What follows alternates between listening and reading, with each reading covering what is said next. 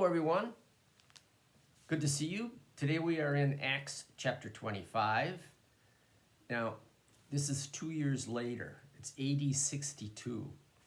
So that means that Apostle Paul, has been held in custody, or you could say in a house arrest for 2 years. Now there's a new governor, and his name is Festus. The old governor's name was Felix. Let's begin.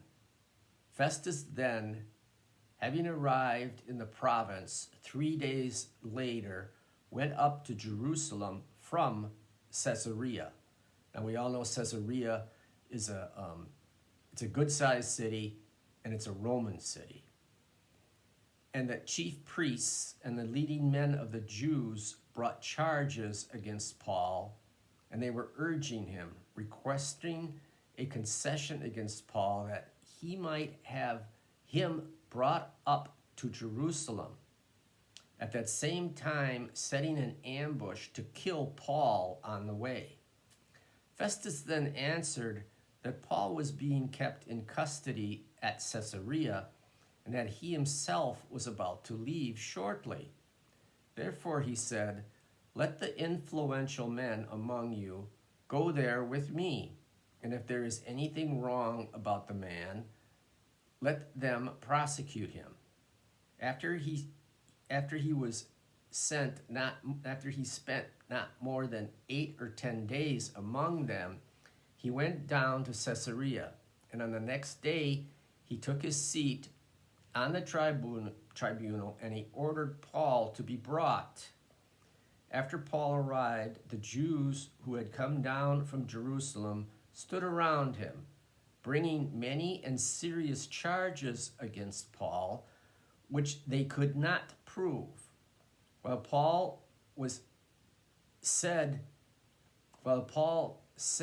in his own defense, "I have committed no offense either against the law of the Jews or against the temple or against Caesar."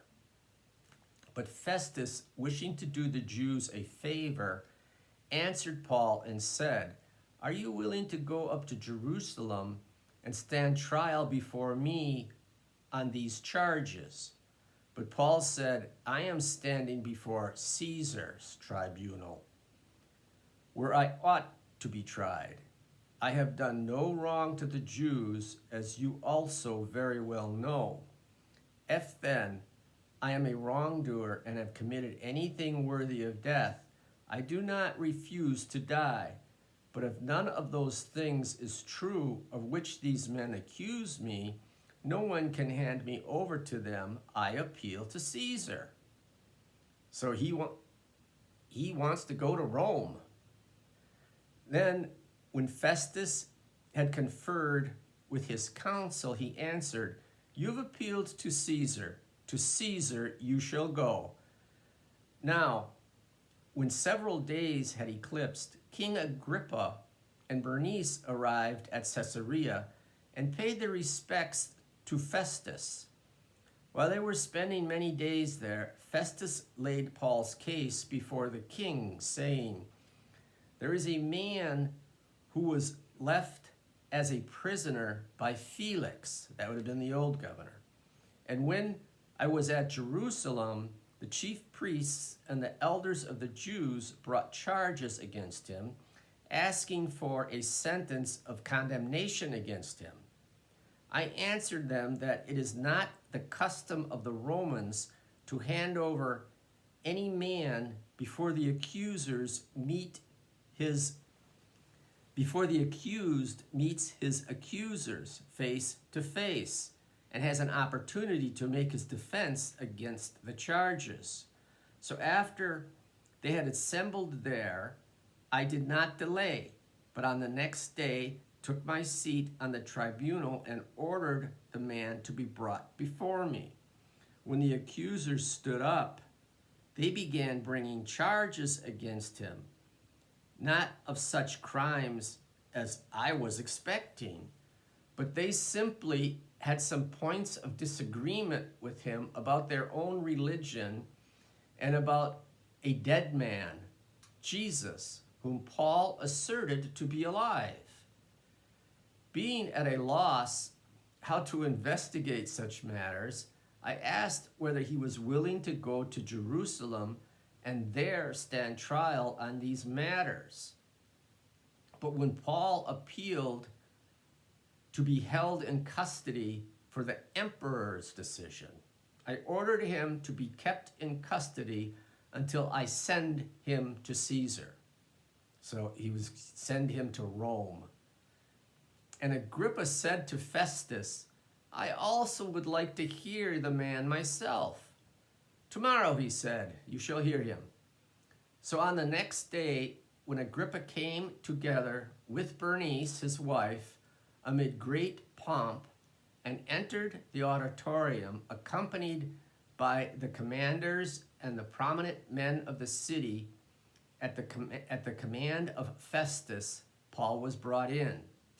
Festus said, King Agrippa and all you gentlemen here present with us, you see this man present with us. You see this man whom all the people of the Jews appealed to me, both at Jerusalem and here, loudly declaring that he ought to not live any longer. But I found that he had committed nothing worthy of death, and since he himself appealed to the emperor, I decided to send him to Rome. Yet I have nothing definite about him to write to my Lord. Therefore, I have brought him before you all, and especially before you, King Agrippa, so that after the investigation has taken place, I may have something to write to Caesar. For it seems absurd to me to send a prisoner not to indicate also the charges against him. Because that's the end of chapter 25. So Festus is kind of in a tough spot.